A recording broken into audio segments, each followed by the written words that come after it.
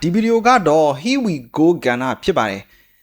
Manchester United ဟာ Michael Carrick ရဲ့လက်ထက်မှာအားသင့်ပွဲကောင်းတဲ့ရလဒ်တွေနဲ့ပြန်လည်ဥမော့လာခဲ့တဲ့အတွက် Manchester United ကနေ Michael Carrick ကိုနီးပြအဖြစ်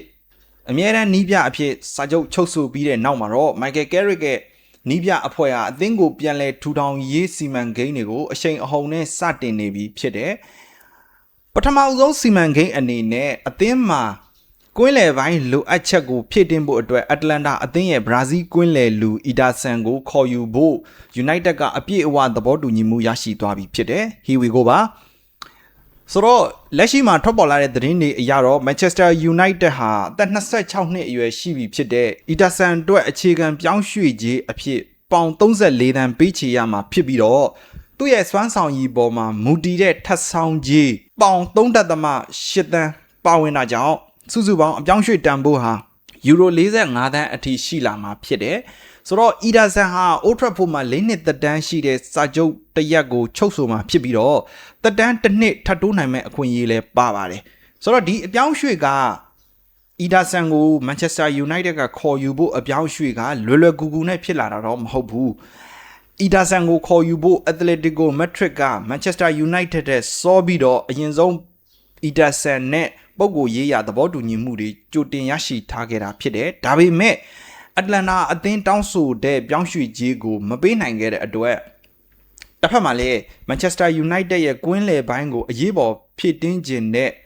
အခြေအနေဖြစ်နေတာကြောင့် United ကကြားပြဝင်ရောက်ပြီးတော့အတ္တလန်တာတောင်းဆိုတဲ့ကြေးကိုပေးပြီးတော့ကစားသမားကိုကြားပြခေါ်ယူနိုင်တာဖြစ်တယ်ပြီးခဲ့တဲ့မေလ22ရက်နေ့ကမှယာယီနီးပြဘဝကနေအမြဲတမ်းနီးပြအဖြစ်2နှစ်စာချုပ်ချုပ်ဆိုလိုက်တဲ့ Michael Carrick ဟာစာချုပ်ချုပ်ဆိုပြီးတဲ့နောက်မှာတော့ပထမဆုံးခေါ်ယူမှုအဖြစ်အတ္တလန်တာရဲ့ဘရာဇီးကွင်းလယ်သူအီဒါဆန်ကိုခေါ်ယူဖို့အချင်းချင်းအပိသက်သဘောတူညီမှုရရှိသွားပြီဖြစ်တယ်ဆိုတော့နွေရာသီအပြောင်းရွှေ့ဈေးကွက်မဖွင့်ခင်တည်းကပဲကွင်းလယ်ကိုအကျိတ်နဲ့ပြင်ဆင်ခြင်းနေတဲ့ Manchester United ဟာအခုအသက်26နှစ်အရွယ်ရှိပြီဖြစ်တဲ့အီဒါဆန်အတွက်အတ္တလန်တာအသင်းကိုပြောင်းရွှေ့ခြင်းယူရိုသန်း40ပေါင်35တန်းအထိပေးချေထားပြီးတော့သူ့ကိုနောက်ထပ် add-on ကြေးတွေအပါအဝင်စုကြေးအပါအဝင်အလုံးပေါင်းလိုက်မယ်ဆိုရင်စုစုပေါင်းယူရို45တန်းအထိရှိလာနိုင်တယ်ဒါဟာလက်ရှိမှာကွင်းလယ်လူရှားပါနေတဲ့ဈေးကွက်အခြေအနေအရတကယ့်ကို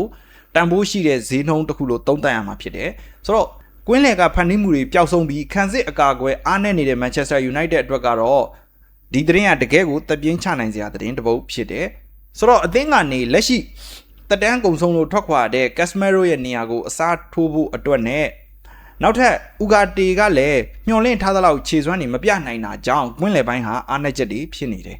ဒါကြောင့်နီးပြ Michael Carrick နဲ့အပြောင်းအရွှေ့ဒါရိုက်တာ Jason Wilcock တို့အဖွဲ့ဟာ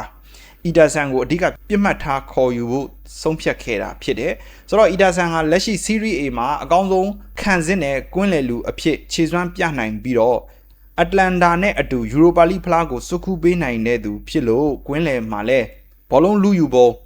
ခံစစ်ကိုအကာအကွယ်ပေးနိုင်တဲ့သူ့ရဲ့စွမ်းဆောင်ရည်တွေက Casemiro ခြံခဲ့တဲ့ကွင်းလယ်ဟာကွက်ကိုအကောင်းဆုံးဖြည့်ဆည်းပေးနိုင်မဲ့သူဖြစ်တယ်လို့ယုံကြည်ရတယ်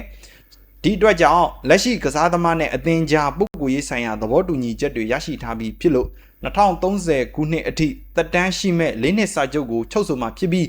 သူ့အနေနဲ့နောက်ထပ်တစ်နှစ်ထပ်တိုးနိုင်မဲ့အချက်လက်ပါဝင်တဲ့အတွက်ဇလိုင်လဆန်းပိုင်းမှာစစ်ဆေးမှုတွေပြုလုပ်ပြီးတာနဲ့အပြောင်းအရွှေ့ကိုတရားဝင်ကြေညာတော့မှာဖြစ်ပါတယ်ဆိုတော့အီဒါဆန်ရောက်ရှိလာပြီးတဲ့နောက်မှာပြီးခဲ့တဲ့ရာသီကခြေစွမ်းပြဖို့ရုန်းကန်နေခဲ့ရတဲ့ဥကာတေကတော့အသင်းကနေအငှားစာချုပ်ဒါမှမဟုတ် Rashford လိုမျိုးเนาะအငှားစာချုပ်ဒါမှမဟုတ်အပြီးသက်ထွက်ခွာရဖို့ရှိနေတယ် Manchester United ဟာအီဒါဆန်အပြင် Crystal Palace ရဲ့ Adam Wharton ကိုလည်းနောက်ထပ်ကွင်းလယ်ပြစ်မှတ်အဖြစ်ဆက်လက်စိတ်ဝင်စားနေစေဖြစ်လို့ Carrick ရဲ့ကွင်းလယ်ပုံဖော်မှုကပရိသတ်တွေကိုရင်ခုန်စေမှာဖြစ်တယ်ဆိုတော့အားသာဝန်သားရှင်ပရိသတ်များခင်ဗျာသက်26နှစ်အရွယ်ရှိပြီဖြစ်တဲ့အီဒါဆန်ကကွင်းထဲကထွက်ခွာသွားတော့မှဖြစ်တဲ့ Casemiro ရဲ့နေရာကိုအပြည့်အဝအစားထိုးပြီးတော့ Premier League မှာအောင်မြင်မှုရရှိနိုင်အောင်ကြိုးစားရမှာဖြစ်တယ်ကိုဘီမိန်နူးနဲ့အီဒါဆန်တို့ရဲ့ကွင်းလယ်တွဲဖက်မှုကလည်း Michael Carrick မျှော်လင့်ထားသလို Manchester United ကို Champions League မှာအောင်မြင်မှုတွေယူဆောင်ပေးနိုင်မလားမိတ်ဆွေတွေအမြင်ကို comment မှာဝင်ရောက်ဆွေးနွေးပေးခဲ့ကြပါအောင်ခင်ဗျာ